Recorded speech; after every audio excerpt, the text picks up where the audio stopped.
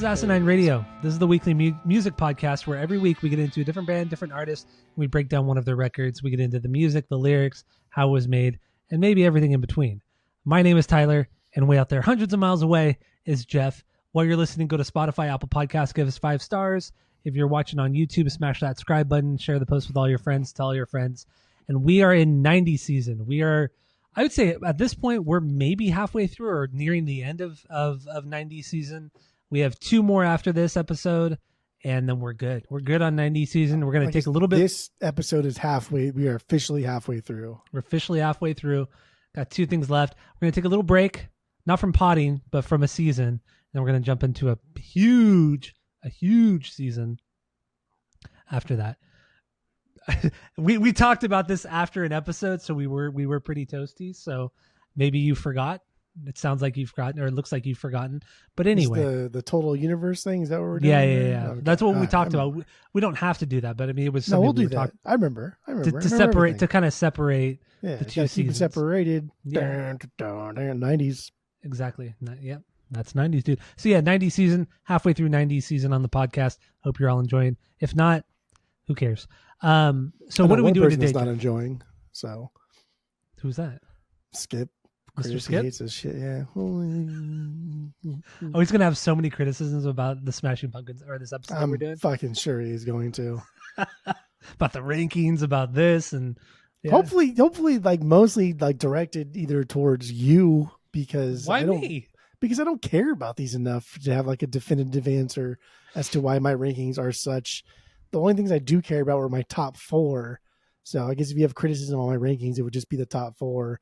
Or unless you want to put Sear higher, then dead fucking shit last. Then you're essentially indifferent about every other Smashing Pumpkins. Sear in my top 4, the only things I actually care about.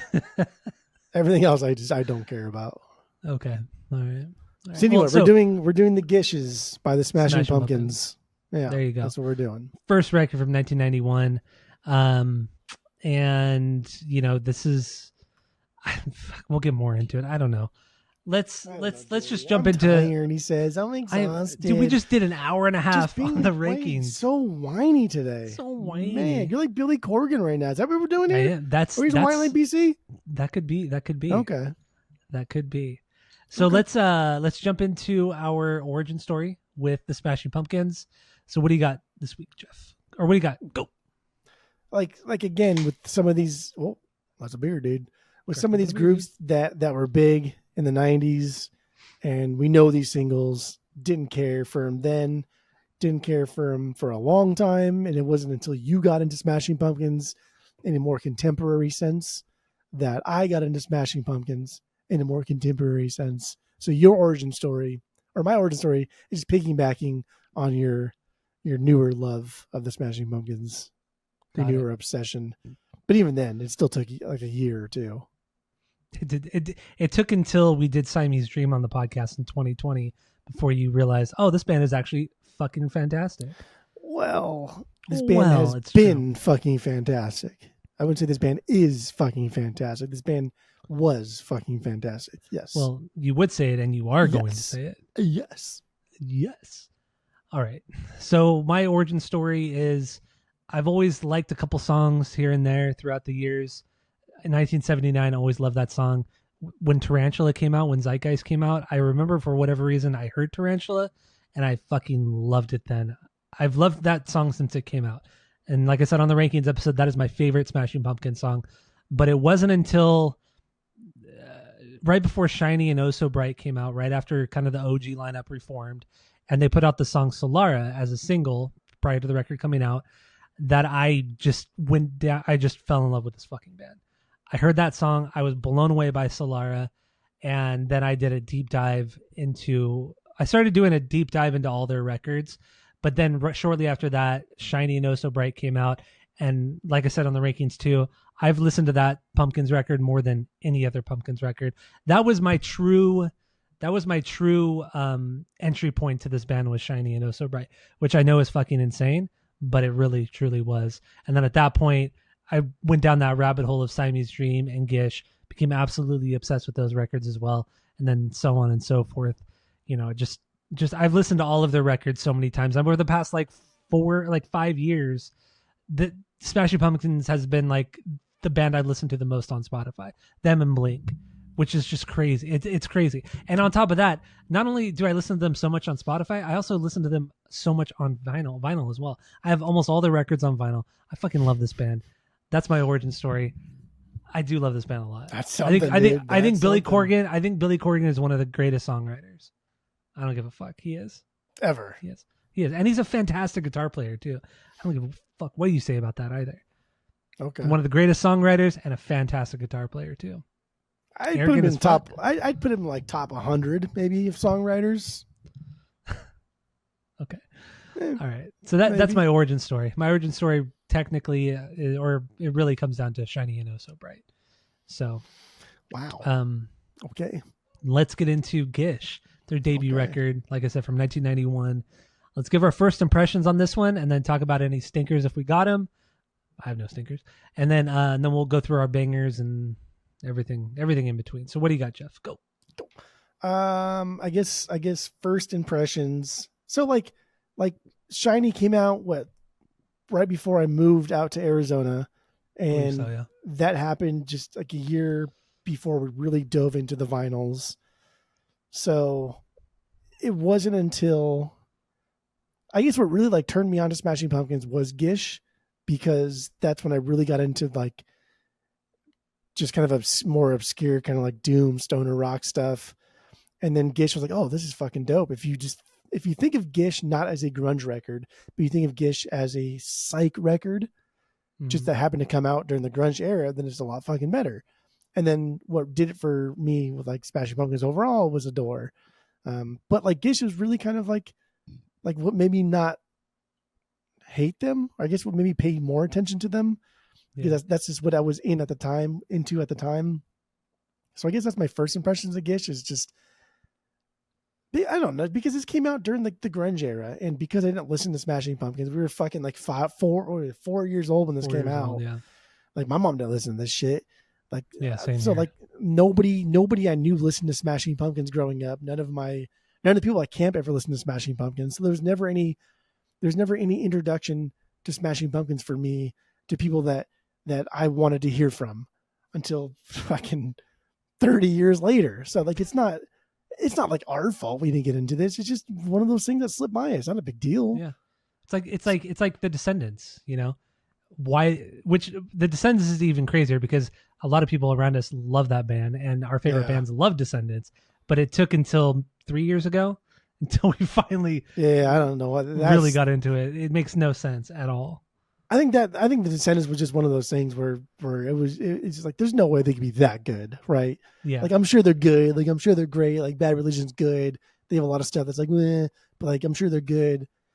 But like, I had no idea Milo was that good. That good, I know. But like, I don't know. It's Smashing Pumpkins. It's a different kind of listening experience. It is, and it's something that I wasn't prepared for. And I think it's cool that it took. I think it's cool, man. I think it's cool that it took this long for me to get into really like Master of Reality. Right? It took this long for me to get into Master of Reality. And in doing so, it took that long for me to get into Gish, and then for me to fall in love with Adore.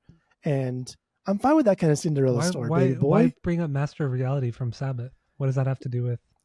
Because that's what fucking Gish is. Gish is just big Sabbath riffs. Okay, okay, I see where. Okay, but like Sabbath is like, for me, Sabbath has always been Paranoid. Like, I never really listened to Sabbath that much, because my mom never listened to Sabbath, and like none of my friends listened to Sabbath. None of my camp friends listened to Sabbath. But it wasn't until like I got into the vinyls, and I got into like the doom and stoner shit, and I was like, oh yeah, do you like fucking Acid Mammoth and stuff, dude? And then Master of Reality, he was like, holy fuck, click, light turned on, and then that's when just like everything else opened up, and that was fun, and I enjoyed it. Okay. So that's where I was going with that one, and that's why Gish is so. That's why I give so many passes to Gish, because there's a lot of stuff here that's just kind of like, I know it's objectively not as good as Siamese Dream, but I give a lot of passes to this because this is more innocent sounding. It's more off the cuff. Yeah, more off the cuff, and also this record doesn't have all the pomp and frill of everything that came after it. It's the most stripped down record until you get to Zeitgeist. Everything just has this overarching theme. It has this layering of guitar and this and that. And I mean, this is there is a lot going on this record. I mean, so they worked with Butch Vig. This is 2 months prior to Nevermind being recorded. Fucking year for Butch Vig, man. Yeah, I mean, and Butch Vig has said that, you know, if it wasn't for Gish, Nevermind would have not have been the same record. It would have been a very different record had he not done Gish because of Billy Pumpkins. Corgan, right? Like, yes, because Billy pushed him as far as he could so possibly much. push him. Because when Gish was made, they were an independent band, but they were given a $20,000 budget to record this record. And they recorded over like 2 months, but 30 days in total, but over 2 months, and maybe 3, but whatever, it doesn't matter. So they had a $20,000 budget, and when they got Butch to do the record with them, Butch had never had a budget that big. He'd only worked with indie artists where they would record for like 3 or 4 days, and that's it. It'd be very quick and done. But they were actually able to sit down, go over guitar tones, find the best tone, do this, do that, do this, do that. So they both taught each other a lot about how to make a record and everything that goes with it. So yeah, and like I said, Butch has said if it wasn't for Gish, Nevermind would have been very, very different. So that's crazy. But yeah, fucking huge. 2 months before Nevermind was recorded, this record was recorded and came. I'm sorry. I think it came out 2 months before they started recording Nevermind. Something like that. There's like a 5-month difference between the two. Yeah, when they were released. Both in 91. So that's a big year for Butch Vig, right? That's fucking huge. I mean, but even still, this Gish didn't sell a ton of records. It only went platinum, I think, in 1999, selling over 1 million copies in the U.S. No one gave a shit about Gish until Siamese Dream came out. Exactly. So in the end, Gish wasn't like a huge success for the band. Still isn't. It's still one of like the lower tier records when it comes to sales. But it's got that Homer Simpson thing. Oh, now that I look closer, that Homer Simpson Tyler thing, you know, like I don't now do that. I look closer. But yeah, it's a big year for Butch, even though you're right, this one took a lot longer to percolate. Oh yeah, but then he works on Siamese Dream with them, and that record just obviously it's not nearly as big as Nevermind, but damn, it's a damn good record. Siamese Dream is. But anyway, we're doing Gish. We're not doing Siamese Dream. We're not doing Siamese We're doing Dream Gish. Today. Yeah, forgot. So, before we get into more of like the details of the making of the record, let's get into. You don't have any stinkers because you said the only stinker Smashing Pumpkins has is Disarm, which I agree with you. I think Disarm truly is a stinker in their repertoire. I think that may be their only stinker. Honestly, it's the only song I skip. It's the only song I skip. Unless it's on vinyl. Unless it's on vinyl, I don't skip it because that's too much work. Okay. But so yeah, since you have no stinkers, how many bangers do you have? I don't know. This one's weird too because the only banger that I wouldn't list, but I get it, is Daydream, the closer. Mm-hmm. That's the only thing I probably wouldn't say is a banger, but like I understand its purpose. Yeah. I know. I okay. guess. So you got 9. You got cheating, 9 bangers. I mean, we can just get that 10. One out of the way. We can just get that one out of the way. Just fucking talk about it and be done with it. Like I get why it's a closer. Like I understand. It's kind of like I don't know. Too. Like for me, it's kind of like when the Velvet Underground had like Mo do like her songs "If You Feel and or" on the self-titled album. And it's like, oh, it's kind of like a cutesy thing to kind of like just like close out the album. But what really gets me is like, unlike the Velvet Underground, BC just couldn't let their first record not end with his voice. Like he just had to fucking say something at the very end. Like, motherfucker, are you kidding me? And that's what gets me about this one. And I would have listened to this as a banger if it wasn't for that. Because that's so petty though. That does kind of fucking irritate me. So like, petty. Really, though. Dude? Who, on me or him? On both. Both, yeah, actually, technically both. Like, really, did you have to fucking say something? This is like when he like puts his little rants in between "I am one," right? I am the one. Yeah. It's like, oh my god, he shut the fuck up.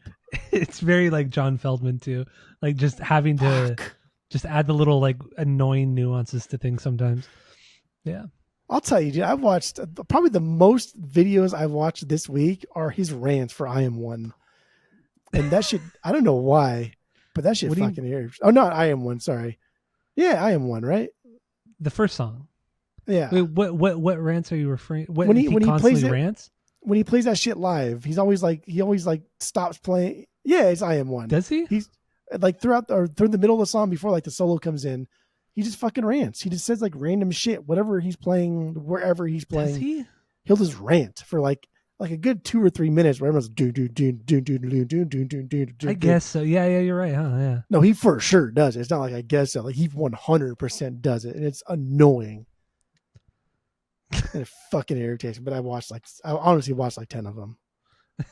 I hated every single one. He's every time he does it, he's always doing like this thing too, like he's fucking like Jesus on a cross, like Mary on a cross, Mariana. He's always doing like the arm thing. It's so annoying. But he's very theatrical. He's very theatrical. I get why Daydream exists, right? We need to kind of like edge out of this, and how are we going to do that in a non-aggressive kind of machismo rock way, and like let's have someone else sing who's a pretty shitty singer, to be honest, and this sounds like garbage, but like I get it. It's a good song. Stop. Dude, she's a garbage singer. She's not that, I mean, she's not great, but she's not that bad. She's a garbage singer. Darcy the bass player. So also this song was originally sung by Billy, of course, and on the deluxe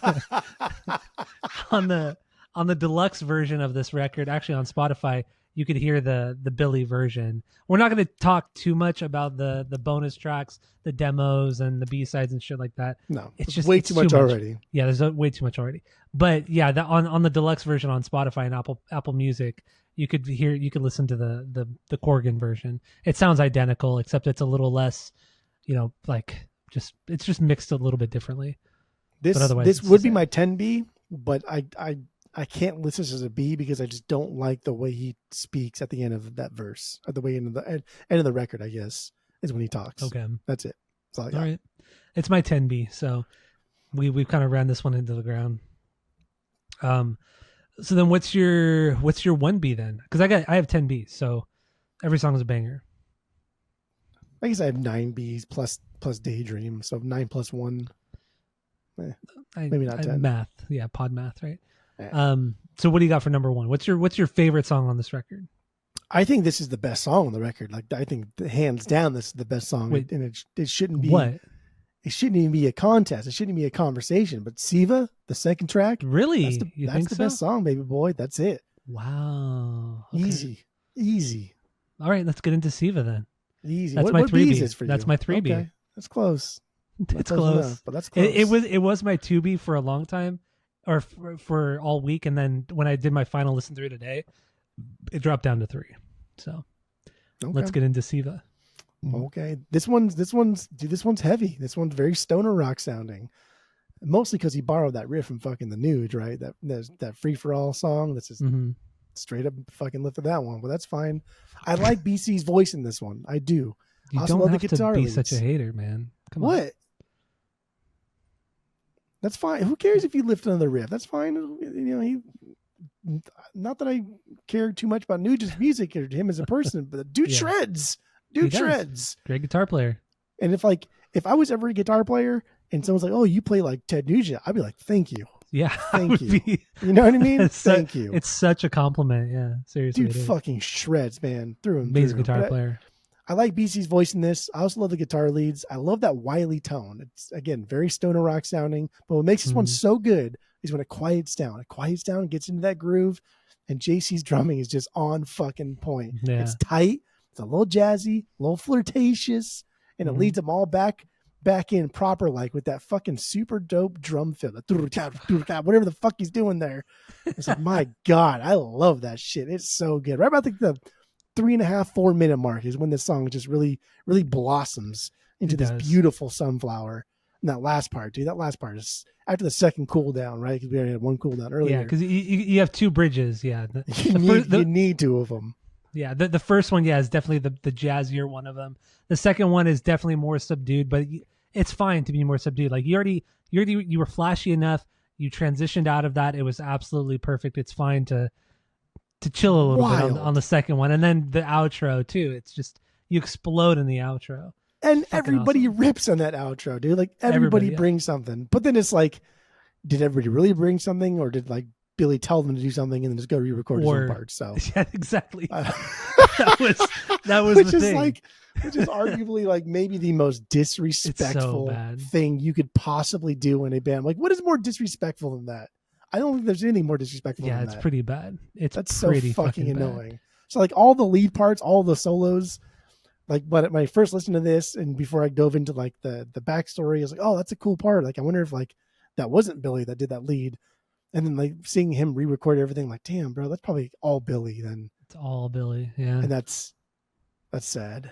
That was a big thing with the band members, was that they would go with this in Siamese Dream. They went into both records recording their part. James and Darcy would go in and record their parts, and then Billy would say, you're either recording too slow and I want you to move faster, or I could play it better than you. So he would go in and re-record everything.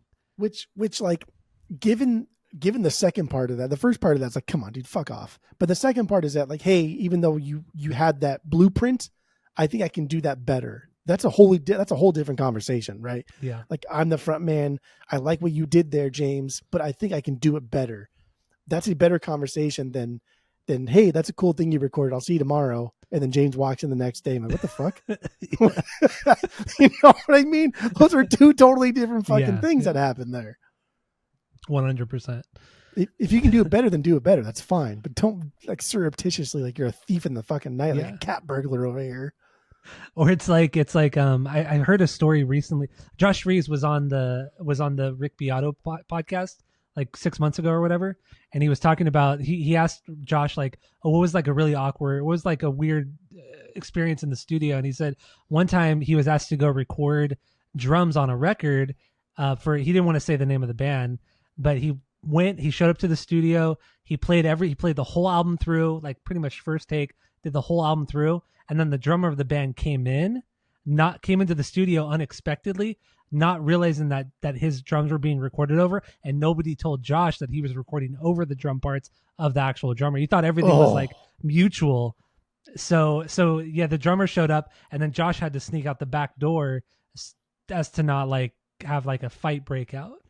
But that means it had to shady. been somebody like Josh respected and didn't want to like cause a scene. So that's interesting. Yeah.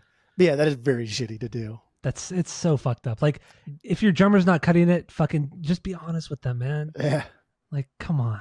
Or any member. That just makes you a shitty person. Like, honestly, that makes Billy Corgan a shitty person for that. That's what that is. If that's the actual story, though. You're right. You're right. If that's the actual story. But this isn't the first time it happened. It's kind of hearsay, but then also, if it was such a big... But if it was such a big deal, then why did James and Darcy stay for the next 8 years?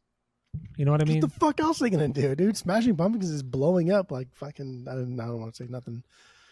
I don't know. What were you gonna say? I had a lot of really inappropriate jokes going through my mind, blowing up like this and this and that. Okay, yeah, we don't have to go down that road. Okay, but this is. Team America did it and it was funny, right? I guess, yeah. I've actually never seen Team America, but what?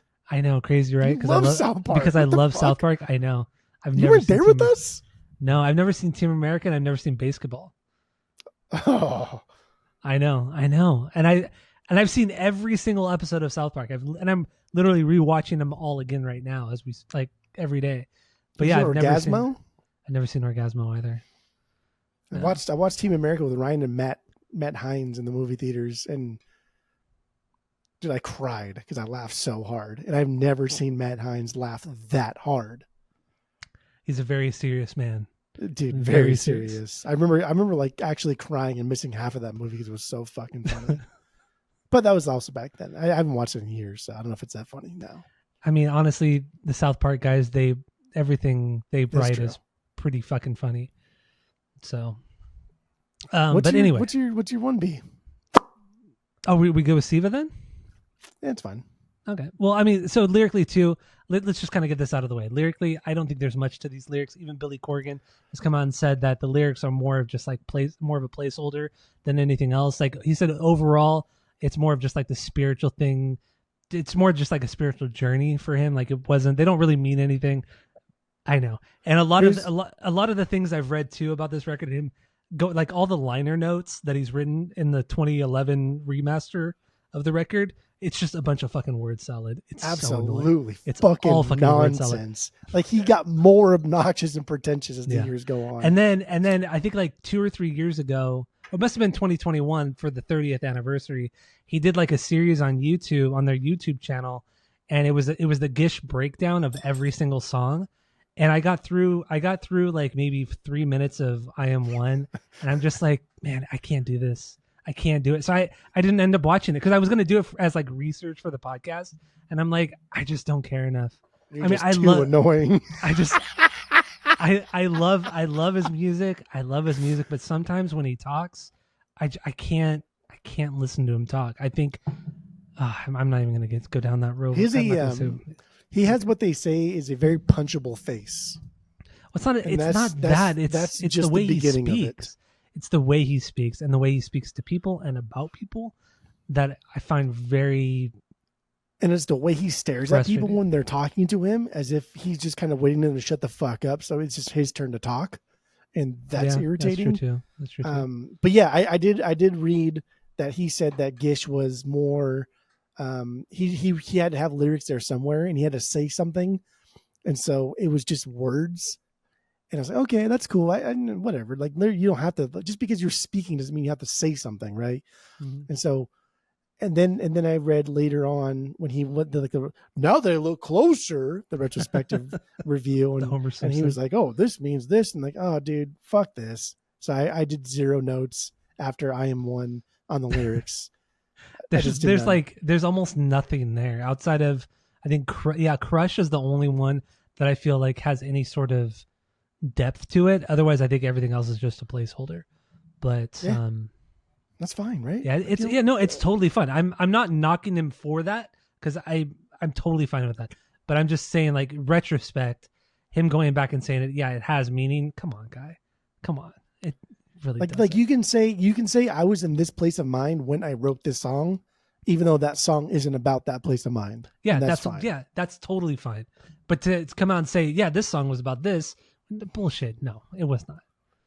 I mean, most of this shit is nonsensical anyway. Most of the stuff is nonsensical. It's too ambiguous. It's not even fun. It's not even like fun ambiguous like Mars Volta, like Cedric stuff. It's just that is fun ambiguous. Yeah, because then you can kind of speculate and uses all the big words and the weird analogies. Like that shit's fun. He's just fucking flipping open a dictionary and pointing random pages and like, let's do this and this and this. Yeah. It's fun. Billy Corgan, 0 fun. So Siva is your number 1. That's my 3B. My number 1 is I Am One. I Am One. This, it's an absolute banger of an opener. It starts with the just Jimmy's just little drum beat, nothing too crazy, nothing too complicated, and then Darcy or Billy, we don't know, probably Billy, comes in with that awesome bass line. There's some a great fucking bass playing, great bass lines on this entire record, and this is one of them. The distorted kind of single notes come in on the guitar, and then it just drops into that fucking killer riff, and there's lead guitar kind of wailing over it as well, and the song never really lets up. It's just you're constantly being punched in the face on this song. This and Siva, honestly, I mean, Siva has the breakdowns, like the quiet breakdowns, but when it drops back into the heavy stuff, it's just you're constantly being punched in the face. I fucking love it. And I Am the One is the same. I Am One is the same thing. And also, the first time I actually ever heard this song was because of Plus 44. Plus 44 covered this song back in 2006 or 2007 maybe on some sort of compilation, like a Smashing Pumpkins like tribute compilation, which is so weird too. Why it's Plus 44? Bizarre song for them to cover. So fucking weird. Makes no sense. That was the first time I had ever heard the song because, of course, I went and listened to the original Pumpkins version, and I thought it was cool. It was really cool, but honestly, the Plus 44 version, it's really no different than the original at all. It's fun. That's crazy though. It's fun hearing Mark sing it, but otherwise there's no It's the same fucking song. Here's what's crazy though, right? Because that was also the first time I heard that song, and I just like, I don't really care for the cover. I don't care for the original. But butts are for pooping. That's crazy that you could have been a Pumpkin Man then, right? I could have been, yeah, but I didn't. I Yeah. think because I was at that point I was still I was such a knucklehead when it came to like music, and I still hadn't, I hadn't Well, you're getting into other stuffs, but yeah, whatever. But I wasn't at that point yet where I wasn't as accepting of music at the time, and I was still very narrow minded when it came to music. 2006. That was when you're like really diving into like Mars Volta and stuff. So well, I had been in Mars Volta, since since like 02. I mean, I'd been into them for a long time, but it's just Smashing Pumpkins I never got into. And then even when I saw Zwan play in 03, like we mentioned a couple weeks ago on the podcast, when I saw Zwan, I hated it. I absolutely hated that. They were terrible. At least in my memory, they were terrible. And I remember specifically, like, I don't care about this band, so I just went to the bathroom and just kind of roamed around a little bit, and then I came back to my seat. But I didn't care about the Billy Corgan and his music for the most part. But anyway, that's for another day. I Am One. What do you got on this one? That's my 3B. Okay. But they're pooping. I do like that intro also. I think it's rad. I love the beat with the bass line. And then we get to that guitar that comes in a little bit later, adds that kind of like ambient psych sound. But this whole intro part really kind of builds up into this kind of like Paradise City riff. The dun, dun, dun, dun, dun, dun, dun, it's very Paradise City, yeah. And so without the whistle. That's the best part of Paradise City is that whistle. Of course, you got to whistle in. Like, it's so disrespectful. When we talked about, didn't we say like that's so disrespectful? Don't tell me when to have fun, but then I still have fun anyway. God damn. But after I thought like Paradise City for I Am One, there's several times on this record that I thought A, metal, B, Guns N' Roses, and like C, Slash's guitar style. Like there's a lot of all three of those things over this record. Slash's what? Guitar solo? Guitar playing. Okay. The way Slash plays guitar. It sounded like you said guitar recital. Have you not been to a Slash guitar recital? I've not been to a guitar. Not yet. Not yet. They're amazing. He does them all over the country, so he does. You buy tickets. And what the fuck does it even mean? Why would anybody? I don't know that, but that's what it sounded like you said. A Slash recital. Oh, that sounds so fucking cool and boring at the same time. God damn. I'd be cool for like 10 seconds and I can go do something else. So not just Guns N' Roses, but I hear so much Jane's Addiction. I hear a lot of Dave Navarro, but like better Dave Navarro. Because Dave Navarro, he is a great guitar player. Don't get me wrong. He is fucking great. But I do hear some of the riffs do remind me a lot of that band. And also even some of Jimmy's playing, like the way that what's the drummer's name? Perkins? What the fuck Stephen Perkins? Stephen Perkins, yeah. I hear some of the kind of like busy kind of drumming that Stephen Perkins does on this record as well. That Jimmy kind of, I don't want to say emulates, but maybe takes some inspiration from. Because I mean, at this point, Jane's Addiction are huge too. They're fucking on top of the world when it comes to rock music. Yeah. So I mean, I could definitely hear the Jane's Addiction influence. And then reading more about it, a lot of people compared, Smashing Pumpkins to Jane's Addiction as well. But Pumpkins just did it better. They just did it fucking better, hands down. Jane's was just a different band, and I don't want to say they did it differently or did that sound differently. They're two different bands doing the same rock sound, I guess, but I don't know. They're doing two different sounds, and that's fine. That's fine. But the song's cool, man. It's not like super complex. It doesn't have really much going on outside of just being a fun jam song. Yeah. The solo's really fucking cool here too, right? It's not like a winky solo, nor is it like super loud, but it's kind of like, here, I'm going to ease you into what's going to happen later on. Here's like a dope little taste.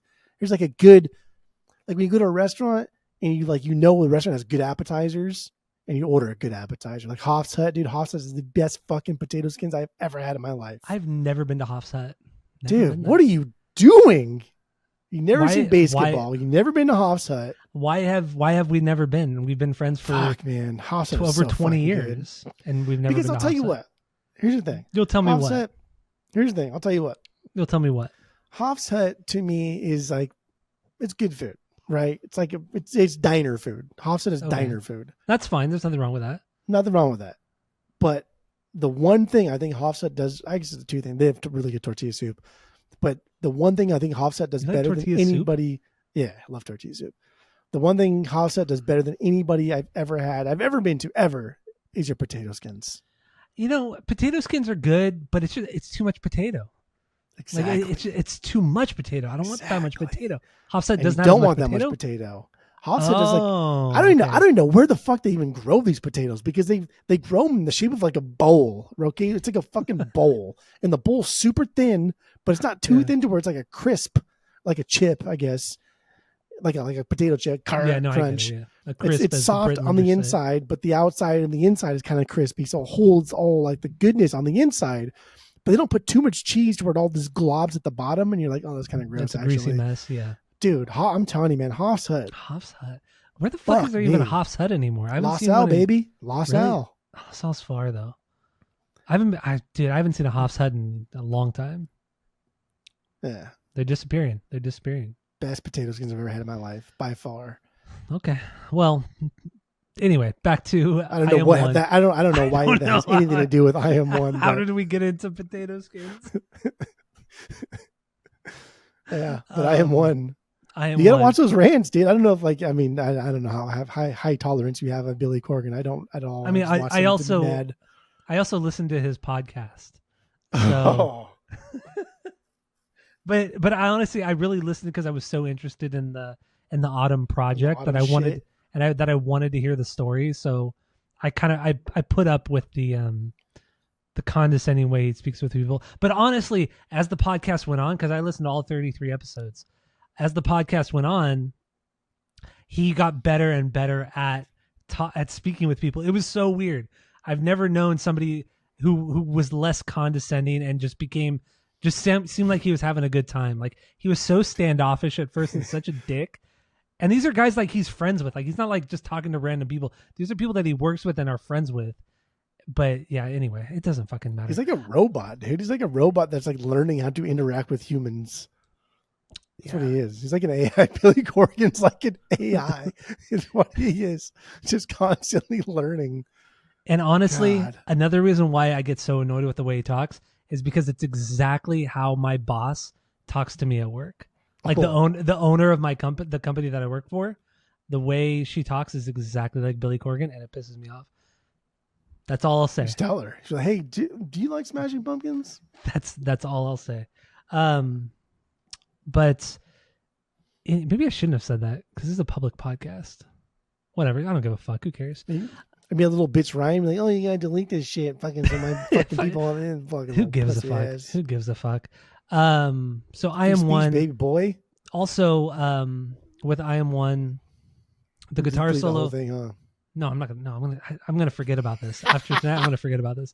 So after the guitar solo, the transition out of that, it's just those single. He throws on the wah pedal. And it's the single notes out of it. It's like just that descend, maybe ascension. I don't know what the fuck it is, but just that it's just the 8 count, and then he rings it out, and it's so simple. It's so perfect, transitioning into the bass, like dun dun dun dun dun dun. The Paradise City. That's Paradise City through and through. It really is. That's great. I didn't even think about that until you said it. I honestly did not think about it, but it absolutely is Paradise City. But like, fuck yeah, dude. Like, if I'm going to copy a song, I'm going to copy the best part of Paradise City. Yeah. You know what I mean? Like, come on, dude. Outside of the whistle, the riff is the best part of Paradise City. Fuck yeah. But that's cool. Like the wah thing, right? That we're getting into like a hard rock record here. This is the first song, and we're copying Paradise City. We're channeling our inner Hendrix, and we're telling you, dude, this record is going to rip in a way that you have not heard like 90s records rip yet. And this is only 91, dude. So like we still got a long way to go, but like the death of the rock star kind of thing into the 90s is happening, but not really, because these guys still can rip on the guitar. Death of the rock star is happening, but Billy Corgan wants so hard to be a rock star. Like had Billy Corgan been around in the 70s, had Billy Corgan been around in the 70s, he would have thrived. I mean, he thrived in the 90s. Don't get me wrong. He absolutely thrived in the 90s. That's not what he wanted, though. right? But had he been in the 70s, you're right. He wanted to be a rock star in the 70s. But it was past that time. People were tired of hair metal. They were tired of the 70s glam. Tired of just the big overall rock star persona. By the time Nirvana hit, Nirvana killed all of that. At 100%, Nirvana killed all of that with Nevermind. Oh, especially when Cobain died, and people were like, "Oh God damn!" Well, that too, yeah. Rock stars can die without ODing. Yeah. Holy shit, it's not glamorous. Which is crazy too, because other rock stars had died. So yeah, Jimi Hendrix died when he was 27 as well. Yeah, but that was an OD. That wasn't a suicide. That's true, but also, I feel like Kurt Cobain. I mean, Jimi Hendrix is obviously wildly inspirational and very famous, but Kurt Cobain's influence on people was way different than Jimi Hendrix. Like Kurt Cobain it wasn't just to like one specific person or audience. He impacted like people who didn't play music. He impacted people who did play music. Like it was everybody. Jimi Hendrix only impacted people who play guitar, and that's pretty much it. Or other musicians. But like Kurt Cobain, he impacted, like significantly impacted people, like everybody. So the death of Kurt Cobain, I feel, is way more significant and important than Jimi Hendrix. I think Kurt Cobain's suicide really cemented murder really cemented murder the fact that like rock stars are people, and you probably don't want this lifestyle because like everybody wants to die a rock star, right? I want to fucking die partying and OD on Adderall and be up all night partying with chicks, dude. But that's not how Kurt Cobain died. You say Adderall, but it's like I know that was gonna fucking. I couldn't think of a 70s drug. I couldn't think of a 70s drug. Okay, like in comparison, Adderall is so insignificant, or not insignificant, but such a lesser drug than everything else people were doing at the time. I couldn't think of what drug Hendrix died on, and I don't know. He was doing like coke, barbiturates. Yeah, he was doing a lot of shit. I don't think he was. I don't think he was doing heroin. I don't think he was that crazy. But what do I know? But you're right. That is what Billy Corgan wanted to be. And whatever that saying is, I don't know what it is, but like you can't have your cake and eat it too. That saying, which I still never really understood. I don't really understand it. I don't either, but I think it should be on our no list because I feel because it's used a lot. But I think it's overused, and I think it's used incorrectly. I think so too. But so it should be on the no-no list. I think what it means is you can't have two different things that like contrast each other at the same time. I think that's what it means. I think you're right. And then Skip's gonna get online and say, well, and he's gonna voice chat us. He's walking his fucking dog. He's walking his little dog. Or walking to work. Yeah, that's what he's gonna do. Say, well, this is actually what it means. Yeah. At 7 a.m. He's like drinks in his sleep over there. Oh, he had myself a nightmare. Pass me a beer, won't you? It's so fun to do. So fun to do the British accent, even though that time I felt a little Australian there. Yeah, that was not British at all. If it was definitely not. Fuck, what's the fucking difference? British, Australian, Zealand. Accent. It's all the fucking same accent. Come on, Brev. Brev is I like that. That was a deliberate attempt to be disrespectful. That's what it was. Because I don't. Man. The only time I hear people say "brev" is like when I'm watching like soccer, like Football Factory or something. I'm watching like the Essex Boys, and someone's like trying to be like a dick. Hey, brev, the fuck you doing over there? Huh? I remember that one video that we found of that chick who said this is how all British people sound, and she was just like going the bottle of water. Yeah, it was that, dude. And there was like 5 other things too that she was saying, and then she was just like cackling. She sounded like a friend of the pod, Annie. Annie, yeah, she sounded just like Annie, and it made it even funnier because the way Annie talks, and laughs, it makes everything so much funnier because Annie's delivery is so fucking funny. Dude, Annie should have been like she could have been like the greatest stand-up comedian of all time. Because whenever she speaks, like I inherently wait for the punchline. Whatever you say, I'm going to wait for it. And I don't want to say condescending, but if it's something that she doesn't agree with, there's some like she's kind of being condescending, but she says it in such a way that you don't know like if she's making fun of you or not. and then she's always making fun of us. So it's like, man, if she was I a miss little Amy. bit like more aggressive in her nastiness Yeah. and took it to the road, like that she would be really funny in a stand up format. I don't even know if she still listens to the podcast. She was actually like our first listener of the podcast. For years, she listened to us. Our first and our first last listener. Yeah, I don't know if she still listens. I'll talk to her. I haven't talked to her in a while. But anyway. But anyway. 0-2. I want to. All right. So do we have anything else on I Am One? No. No, we're good. So then, what's your 2B? Rhinoceri. Rhinoceros. That's so annoying. So that's also my number 2, rhinoceri. That's good. Good. It's not even funny. It's not funny. It's not funny. It's a little funny. It's a rhinoceros. What do you got? What do you got on this one? I like how this one starts. I like a good opening.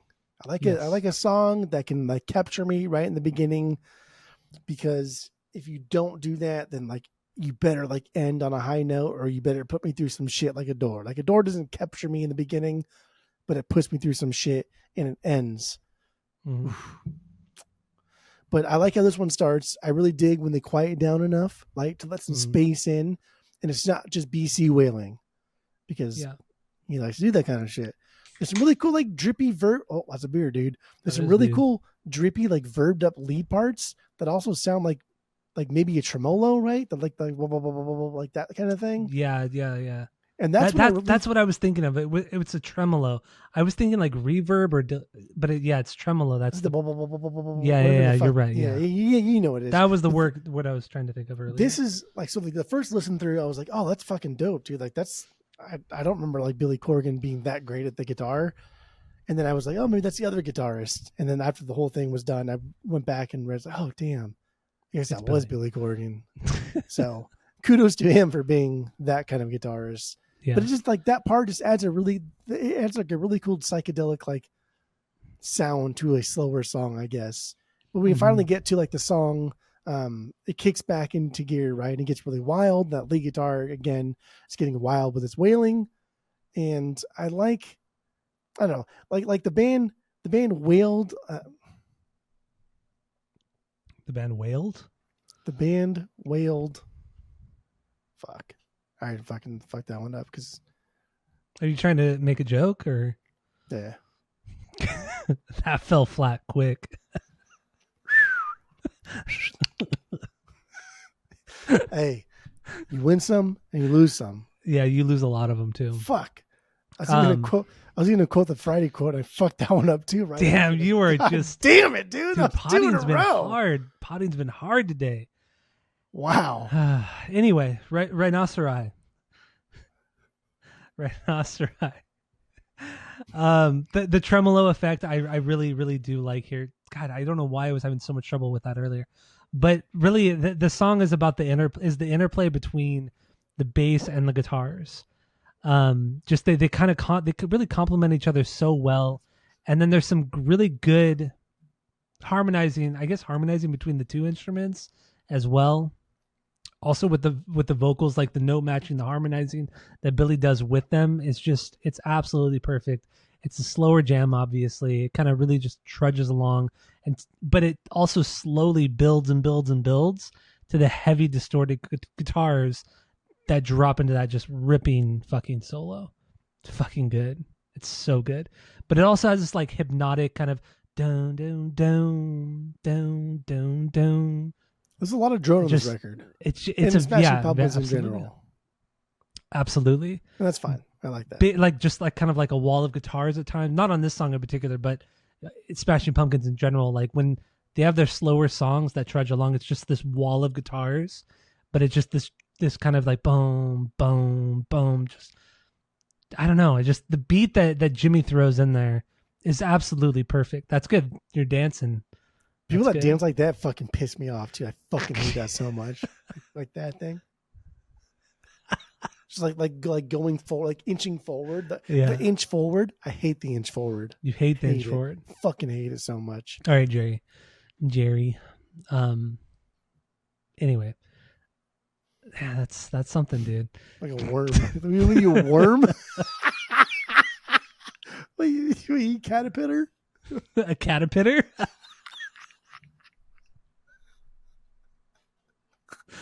Oh my god. This episode is stupid. anyway. Anyway, 0-2. Do we have anything else on this song? No, we can. I think we're out of our minds right now. Dude, honestly, I think after that like, rankings episode, yeah, man, the rankings like, took so much out of us, and Yeah. it's bizarre because I just don't give a fuck about so much of those records. And I actually do really, really like this record, and I have like a lot of notes for this one. But well, let's get more into it if you got more notes. But like, I mean, we could be doing this for a long time, whatever. Oh, okay. So we did our that's both of our 1, 2, 3. Those are 1, 2, 3 bangers. Yeah. Right? Yeah, 1, 2. Yeah. So yeah, Rhinoceri, both of it's our 2 bangers. So what do you got for your 4th banger? 4B. You taking them deep breaths over there, huh? Did I do that? Oh man, fucking I don't know what that was. Fuck. Damn, dude, I have all these jokes I can't articulate to my mouth to speak them out. Articulate to my mouth, is that the right way of putting it? I don't know. I think anyway. My 4B, Suffer. Yeah, 4B. At the Bad Religion album. Suffer. That's my 6B. That's my 6B.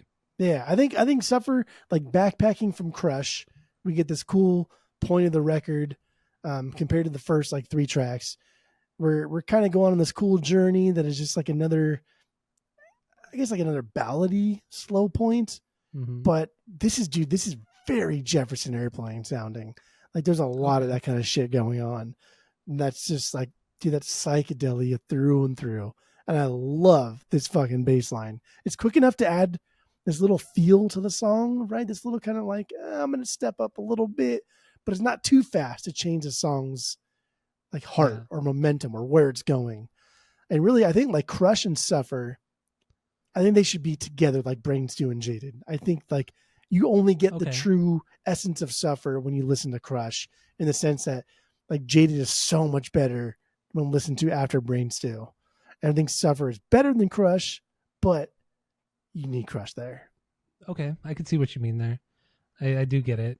Like the middle part of this record is very much more subdued. It's more acoustic. It's more psychedelic than the rest of the record. It doesn't have the big heavy fucking riffs. Obviously, there's guitar there the whole time. It's crazy. Yeah, it's trippy. It's really, really good. There's also Jefferson Airplane, dude. That's fucking Woodstock era psychedelia, man. That's like that's cool stuffs. I mean, you're more into that than I am. So I mean, you have a better opinion on that. That's the people in the 60s taking their Adderalls, right? Taking their Adderalls. Might as well just say amphetamines. I mean, that's all it is.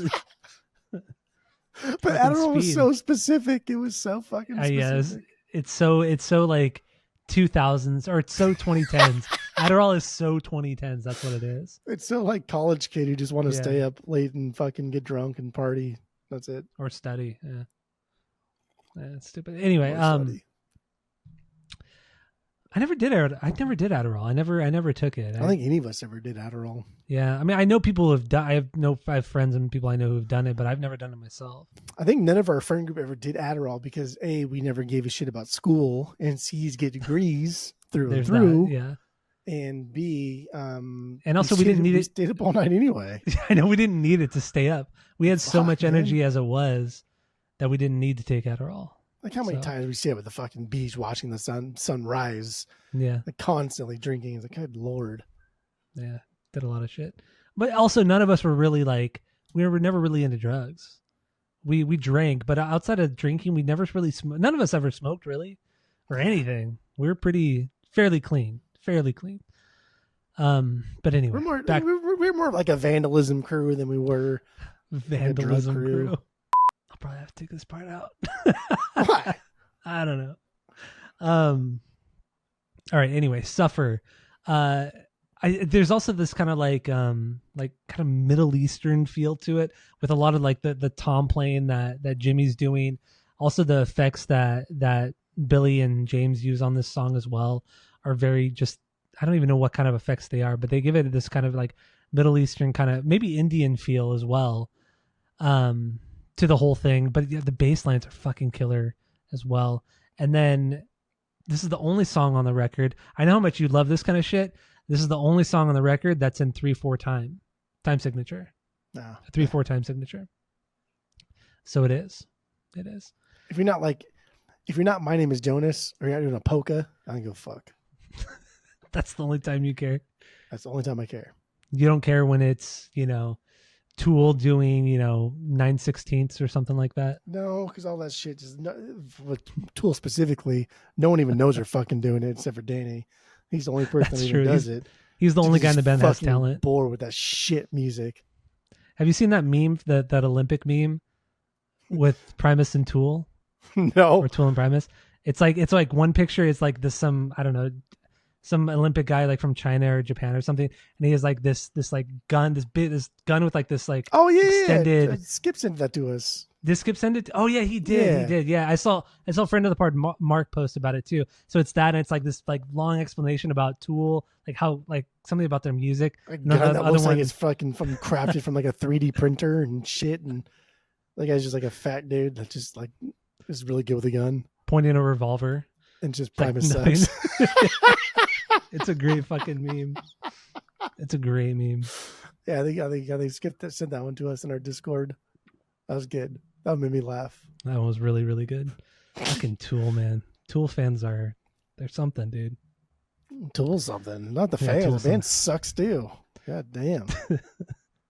All right. So do we have anything else on Suffer? No, that's it. That's all. All right. So my 4B is Bury Me. Bury me. What is this one? Is that 30 Seconds to Mars? Yeah, it's 30 Seconds to Mars, yeah. So what does this one say with you? That band fucking sucks too. Yeah, they have like 2 good songs. That's it.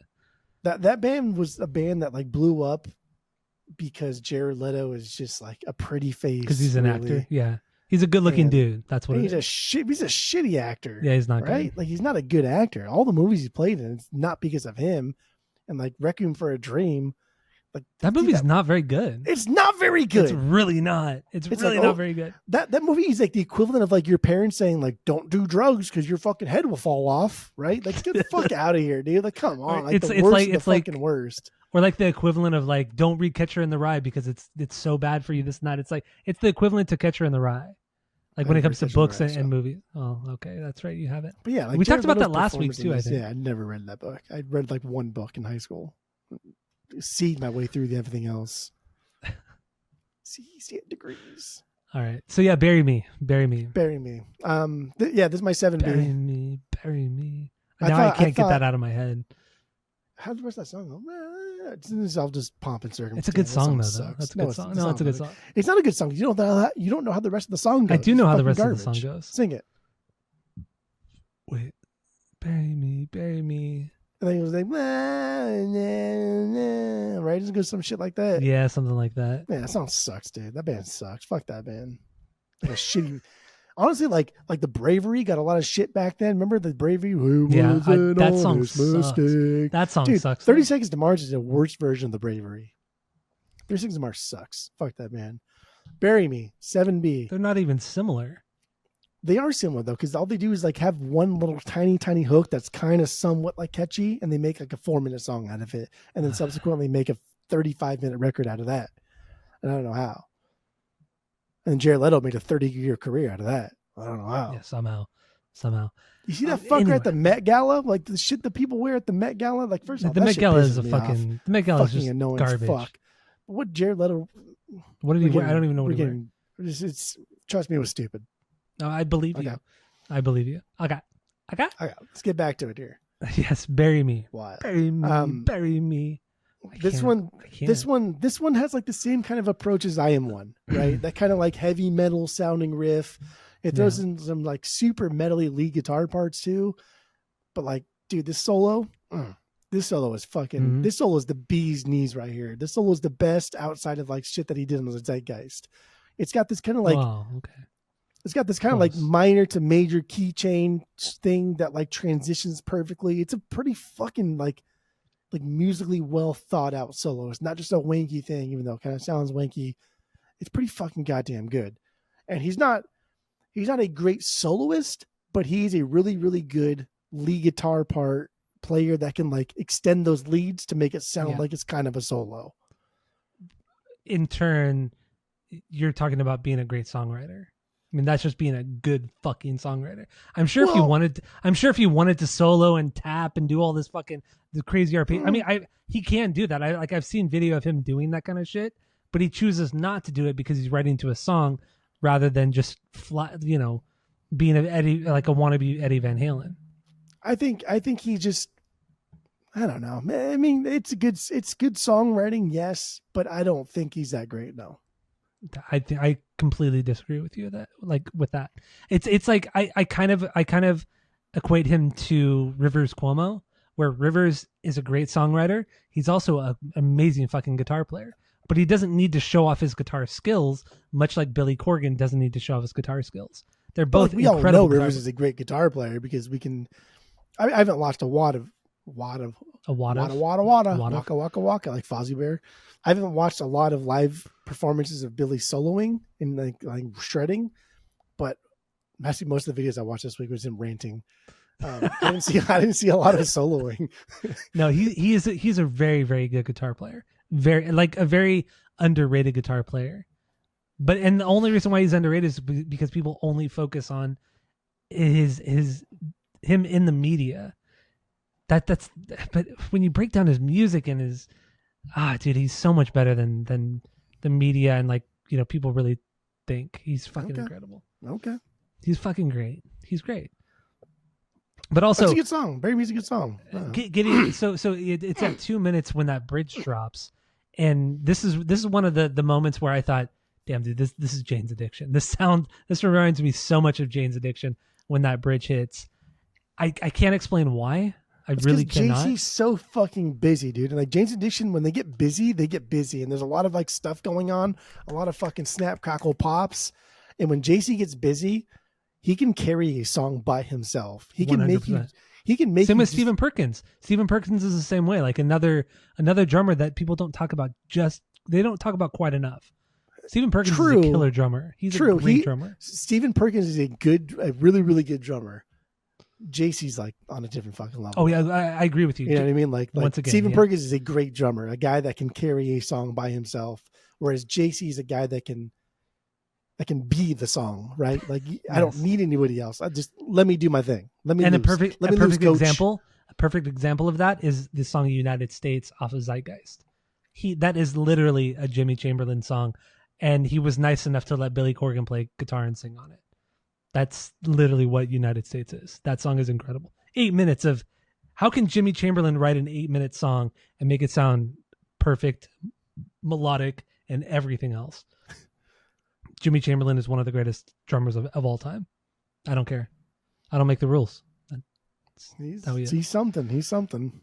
Don't just say he's something. He's one of the best. Also, on this 100. song... That's always the go-to, like, disrespectful thing. He's top 100. It really... Because 1,000 is like too, like, that's too much. Like, 1,000. But, like, top 100 is like, come on, really? Motherfucker, really? Yeah. It's obnoxious.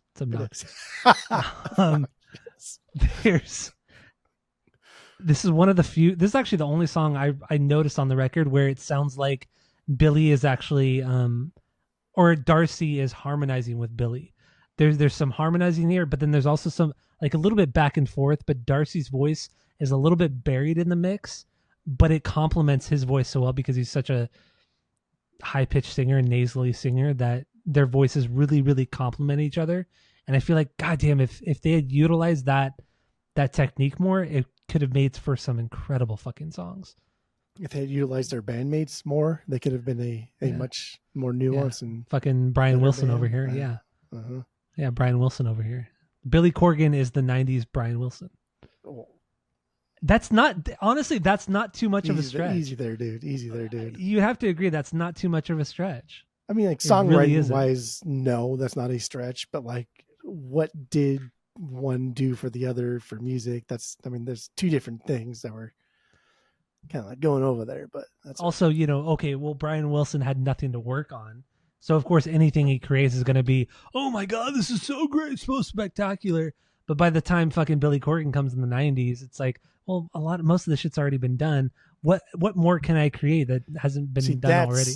That's where we're kind of like diverging here, because what But we're Brian not Wilson diverging. did was doing things that no one had done, and everyone thought like, dude, you're gonna fucking fail. That's stupid that you're doing that, because nobody does that shit. It's not gonna sell. No one's gonna like it. And even Brian was like, yeah, maybe you're right, but you know what? I'm doing this for me, and if you don't like it, then you can fuck yourself.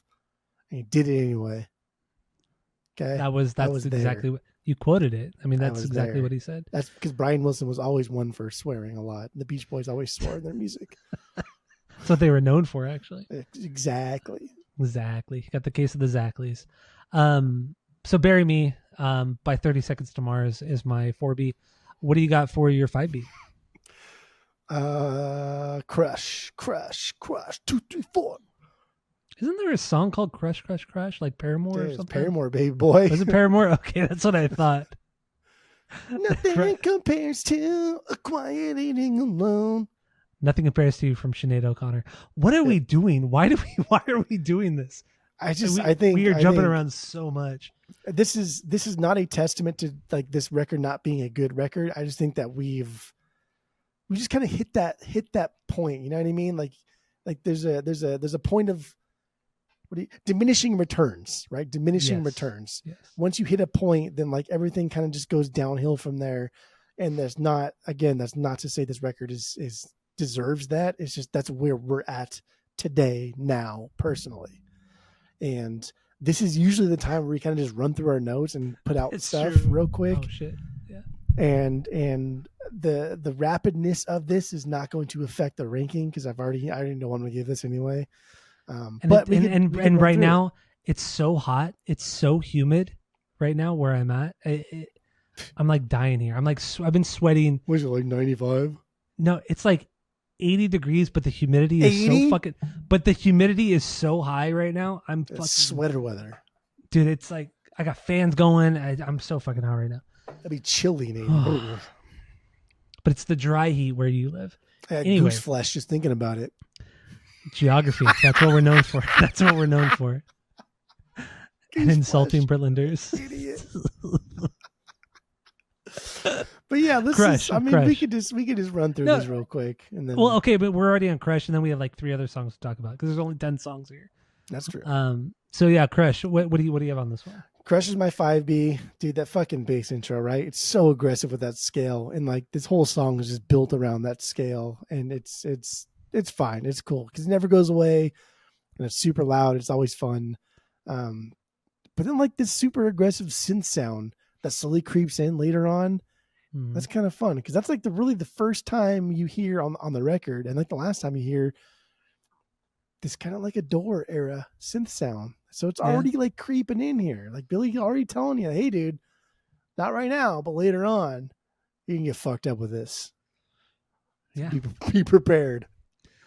From Lion King, be prepared. Be prepared. See, you're the one that does it too. No, I don't know why. Just like, why would you know I'm gonna fucking sing Be Prepared. Come on, are you kidding me right now? Oh, it's so stupid. Crush. You're like Renee. Whenever fucking Renee like gets mad at me for making joke after joke after joke after joke, and then I stop and I'm done, and she'll say something that she knows that I'm going to backpack on, and then I go off on the rails, and she's like, "See, like that's your fucking fault, dude. You made me be annoying." No, it's true. Now. It's true. Your fault. I'm annoying right now.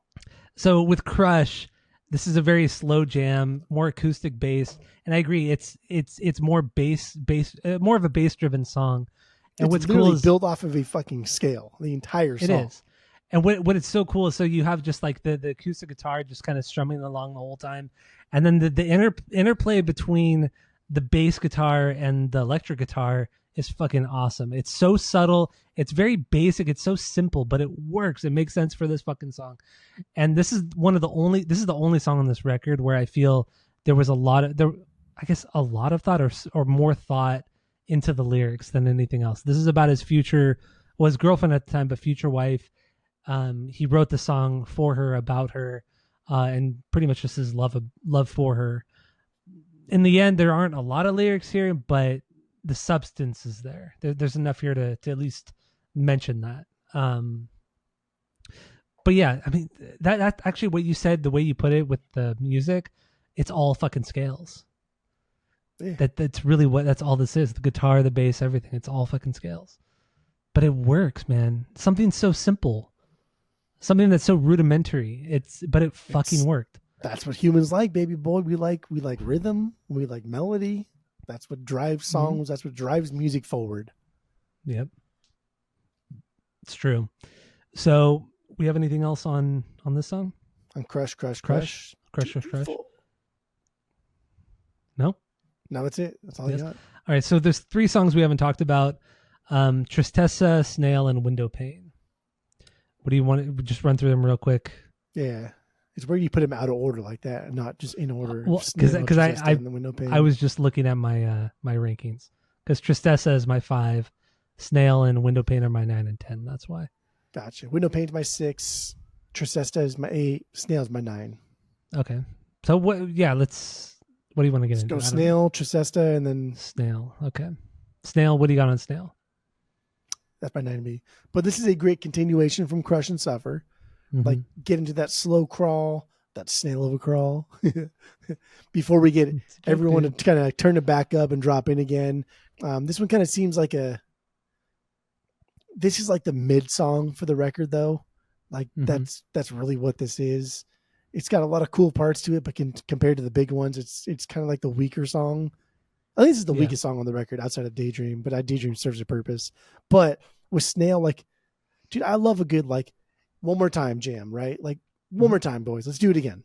Like, fuck it, dude. If it's good, it's good. And I want to hear it 15 more times. And that's what Snail does. And I'm cool with it. Yeah, I mean, this song is pretty kind of, if we're going to throw filler into this record, this would be filler, but it's not filler. It's still this is top tier filler right here. It's top tier filler. It's so fucking good.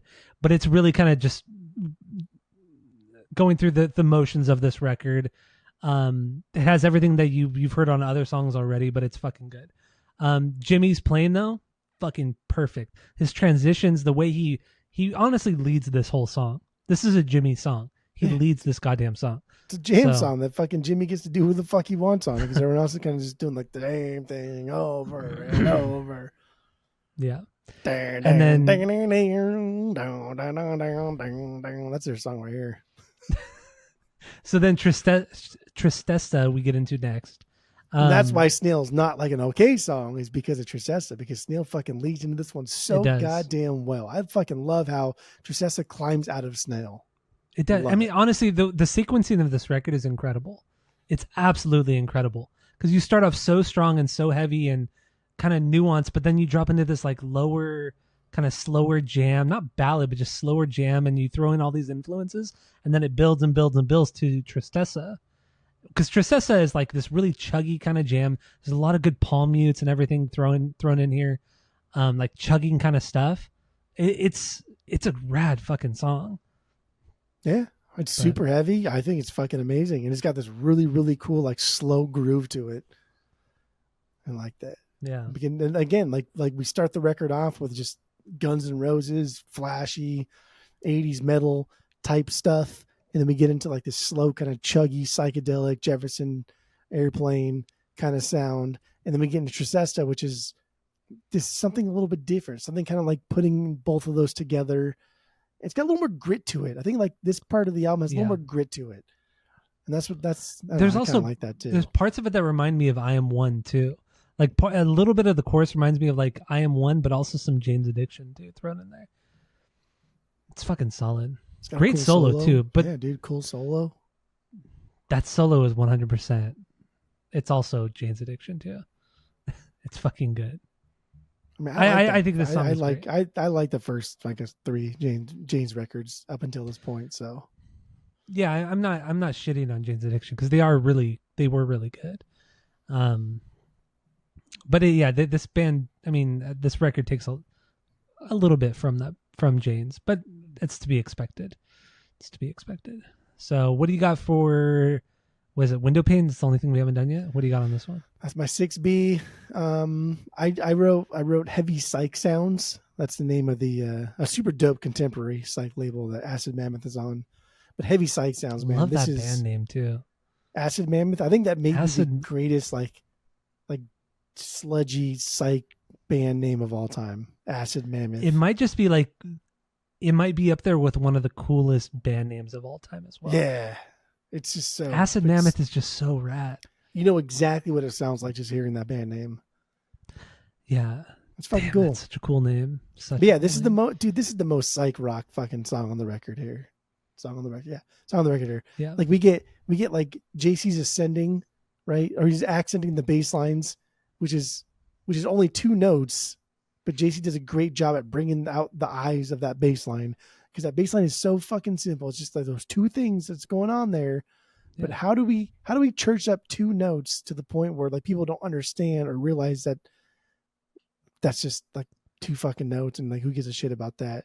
It's looped through the whole song. And so JC can just do whatever the fuck he wants here. And this is like, again, JC's just time to shine and just do whatever the fuck he wants. Just let loose, dude. But then like we get this wild outro, yeah? And like at 3 minutes and 3 minutes and 30 seconds is when it starts to speed up. The tempo changes, it gets much faster, and it's so fun. It's so fun. It's not even like a complicated drum thing that Jimmy's doing, but it's just the fact that he's speeding up, and it adds, it's like this I don't know, it's not anxiety, it's just this excitement as he's going. Yeah, it's so good. I love a good speed up. And it's not, like you said, it's nothing crazy. It's nothing we haven't heard 1,000 times before. It's nothing we won't hear 1,000 times after this. But it's what this record needed at this point. Mm-hmm. Absolutely. And that's good. That's good sequencing. I mean, honestly, if this was the last song and you take out Daydream, I would be okay with that too. This could be a great album closer. Or maybe throw like if you were to throw Daydream like in the middle of the record, like after Crush, or no, actually, if you throw Daydream after Bury Me and before Crush, that would have been perfect. And then end the whole record on Window Pane. That would have been the best ending to this record. See, I get what you're saying. I hear it with my ears on my head, but I don't like it, because I'll tell you why. Because when a door ends on Blank Page, like yeah, you could end with For Martha for sure, and that'd be a fine ending. But then you get Blank Page, and it allows you kind of like decompress and really take in what you just heard and drive it all home. I guess, are we done with Gish? Because it's kind of leading to my. Yeah, I mean, this is the last song to talk about, so yeah, might as well. Okay, so that like with a door, when Blank Page hits and you're allowed to kind of decompress and think about what you just did, right? Like you stay in your room and think of what you just did, and you're kind of like, "Fuck, man, that was something. That was something else." Because For Martha could have been a fantastic closer, and then we would have been fine with that, right? Just like Window Pane could have been a fantastic closer, and we'd be fine with that. Would have been better than Daydream, honestly. But you throw Daydream in there. And you're like, now you're allowed to kind of decompress and think about what just happened. Because Daydream is such an easy song to get into. It's such a Velvet Underground Mo song. If you close their eyes, which is such a fucking good song, dude. Such a good song. But that's fine. And I get why it exists. It exists for a purpose, and I think it's purposeful. And I think the record would not be as good without it. I don't know if it'd be better or worse. I don't know, dude. I think Daydream had to be there because Gish is something else. Gish is something else from 90s. And there's so many bands that just don't want to be metal. There's so many bands that don't want to be hair metal, that don't want to be like the LA scene, but they are. Jane's Addiction, they are, bro. They are. Like, I don't want to be fucking Guns N' Roses or Motley Crue, but like Jane's Addiction, you are. You're just more 90s about it. But like Billy Corgan's something different, because he does want to be those guys. He does want to like show you who he grew up listening to. But at the same time, he also wants to tell you like, hey, I also listen to New Order a lot. I fucking love Joy Division. I love all this other kind of stuff. And how do I incorporate that into here? How do I incorporate like My Bloody Valentine into fucking hair metal? And that's where we get kind of like Gish, like the beginnings of what Smashing Pumpkins will become. And most of Smashing Pumpkins is bad. Not very good, forgettable, boring, blah. But so wrong. I'm not, but that's fine. No. But like 90 Smashing Pumpkins was something else. They were something else. Gish is something else. And like honestly, putting it up against like Nevermind is not like a crazy thing to say, because Nevermind did something, but it made sense where Nevermind was going. It made sense where like Kurt Cobain was going, with how hard he wanted to be a fucking rock star and pretend like he didn't. Billy Corgan wanted to be a rock star and he didn't pretend that he didn't want to be. So I don't know. Yeah. Gish is a perfect record. I think through and through, it's a fun listen from front to back. I don't care for Daydream, but I like its sequencing. I like where it lays in the album, and I don't want to listen to anything at the end if it's not Daydream. And true Smashing Pumpkins form, the last thing you hear on their first record is Billy Corgan's fucking annoying voice. And that's par for the course, baby. That's par for the course right there. All right. So what would you rate this record based off of our world famous 3-point rating system? I already gave it a 3. It's already a perfect record. Oh, you did give it a 3? That. Oh, I already said that. Oh, yeah. Okay. So yeah, 3 is a perfect album. 2 is a good album. You're going to continue to listen to. One is a bad album, but give it a shot. And 0 is the worst thing you've ever heard. I think Adore. I think Adore, Gish, and Siamese Dream are all 3s. I do.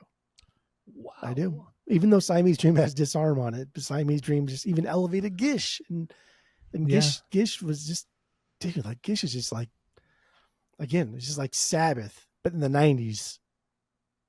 I would agree with you on that.